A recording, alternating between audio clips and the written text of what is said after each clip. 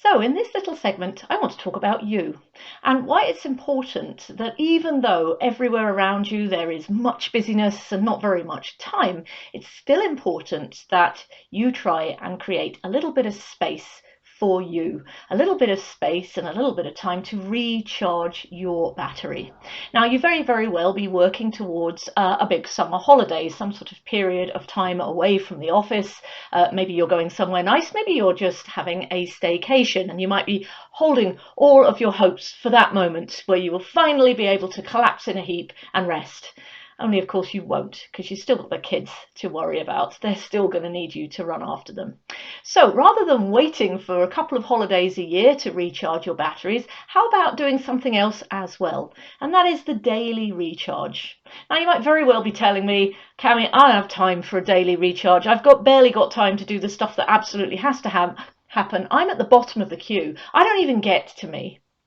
And to that I would say that I completely and utterly understand. However, I would challenge whether that's sustainable longer term. It would be far better if in and amongst all the busyness, you were able to create a little bit of wiggle room and some oases of space, but also relaxation and stuff that brings you happiness and joy as well, because that's just going to help you spread your energy and make it last just that little bit longer. First off, you're going to need to ask yourself what actually does bring me joy. What puts a smile on my face? What do I enjoy doing? Maybe jot some of that stuff down. You may actually have forgotten in amongst all the busyness some of the things that you maybe used to do pre-kids that actually you enjoyed. How much time during your day or your week do you actually spend doing stuff that makes you smile, that brings you a sense of happiness, or even just a sense of calm or peace? If you're thinking the equation looks a little bit wrong, then it's about beginning to start to ask yourself, how can I get a little bit more of that back in my life? And here we can be very guilty of thinking in terms of all or nothing. Oh, well, if I can't go and do yoga for an hour every day, then there's no point me doing anything, for example. If I can't walk 5 miles, there's no point me walking anywhere at all, and so on. And actually, whilst that's very easy to believe, it's not entirely true. Actually, there's a lot to be said for finding little windows of time, little moments that actually do bring a smile to your face or a moment of peace or calm. And if you can begin to identify what you need, you can begin to think about how you might bring some of that into your world. My kids think I'm hilarious because I talk about taking time when the kettle's boiling, just to relax, to take those moments just for me, to just be quiet by myself.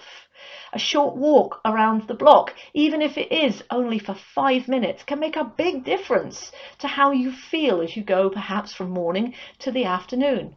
If you enjoy just being outside, be outside just a few moments. It's better than keeping yourself cooped up indoors all the time. So here's the thing, find things that make you laugh, things that you love, things that bring you a sense of calm and space, even if they are only there for a few minutes. And don't forget that within your family itself, you've probably got some of the most important ingredients of all: love, laughter, companionship.